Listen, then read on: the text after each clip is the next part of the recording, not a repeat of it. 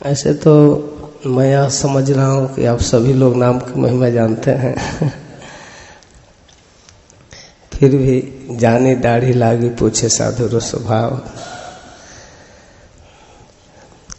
ऐसे यह हरिनाम आपकी जानकारी में इस कलयुग के लिए सबसे महत्वपूर्ण महामंत्र है, लेकिन यह हाईवे की तरह हर युग के लिए है। चहुँ युग चहुँ दिश नाम प्रभाव, कली विशेष नहीं आन उपायु। यह सबसे श्रेष्ठ मार्ग है और भगवान को प्रसन्न करने के लिए, भगवान में प्रेम उत्पन्न करने के लिए भगवान का नाम, रूप, गुण, लीला आदि का स्मरण कीर्तन सबसे महत्वपूर्ण मार्ग है।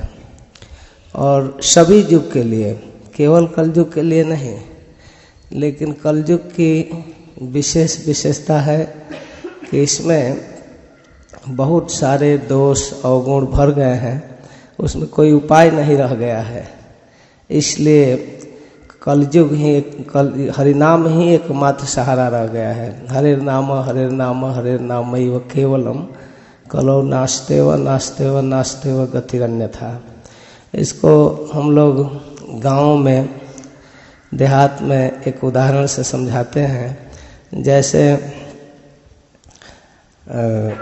एक गांव से दूसरे गांव में जाने के लिए रास्ते होते हैं, कुछ मुख्य रास्ता रोड होता है। और कभी कभी गर्मी के दिनों में जब खेतों से फसल निकल जाते हैं और पानी नहीं रहता, तो एक गांव से दूसरे गांव जाने के लिए शॉर्टकट पगडंडियां बन जाती हैं अनेक, और लोग रोड को छोड़कर पगडंडियों से भी जाने लगते हैं, शॉर्टकट रास्ते से जाते हैं। उसी प्रकार यह नाम हाईवे की तरह सतयुग, त्रेता, द्वापर, कलयुग सभी युगों के लिए है। लेकिन अन्य युगों में पवित्रता, सत्य, दया, धर्म इत्यादि के कारण दूसरे शॉर्टकट रास्ते भी थे। लेकिन कलयुग में जैसे बरसात में पानी भर जाता है, खेतों में फसल भर जाता है, तो अब खेतों के रास्ते से नहीं जा सकते, रोड से ही जाना पड़ता है। उसी प्रकार कलयुग में पाप, दोष, अनाचार सारे रास्ते को जाम कर दिया है। अब कीर्ते अध्याय तो विष्णु त्रेतायाम जत्तो मखई द्वापरे परिचर्यायाम कलौ तदहरि कीर्तना।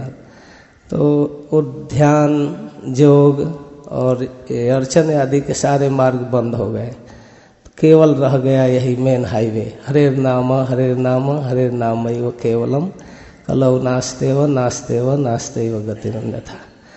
अच्छा, इस नाम के विषय में विशेष सावधानी इस रूप में है कि हम नाम को ध्यान पूर्वक मनोयोग से जप करें। इसी को नाम स्मरण या नाम सुमिरण कहते हैं। नाम स्मरण आँख बंद करके नाम के अक्षर का स्मरण नहीं करना है। नाम स्मरण का मतलब कि हम जो जिह्वा से उच्चारण करते हैं उसको सुनना चाहिए। जप करते समय कुछ सावधानियां बताई जाती है कि एक एक दाने पर पूरा महामंत्र बोलें और उस मंत्र को इतना उच्चारण जरूर करें कि हम सुन सकें।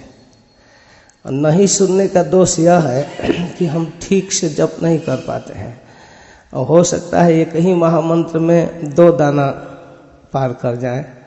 अथवा कभी कभी ऐसा होता है कि हम नाम उच्चारण करते हैं और दूसरी बातें सोचते रहते हैं, सुनते नहीं। तो नहीं सुनने से हम कितना जपे, क्या किए, कुछ नहीं याद होता। और जहाँ तक सुनने की बात है, सुनना तब संभव है जब हम मन को कान के साथ संजोग रखेंगे।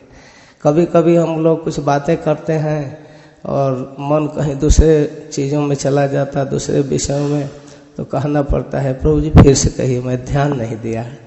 मतलब कान बंद नहीं किए थे, मन कान के साथ नहीं था, इसलिए फिर से पूछना पड़ता है।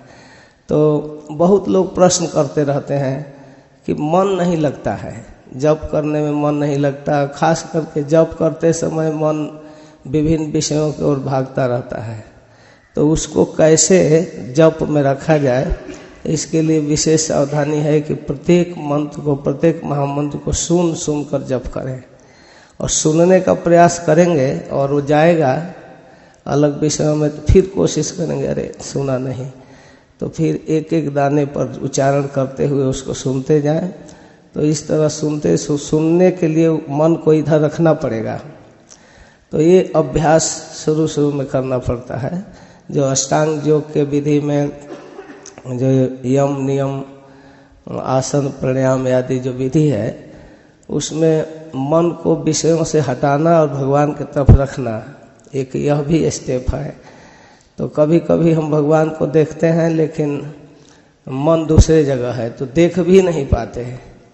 और इस तरह की घटनाएं हुआ करती है कि दर्शन करके निकले और कोई पूछ दिया कि भगवान का कैसा श्रृंगार है, तो पता नहीं, ध्यान नहीं दिया।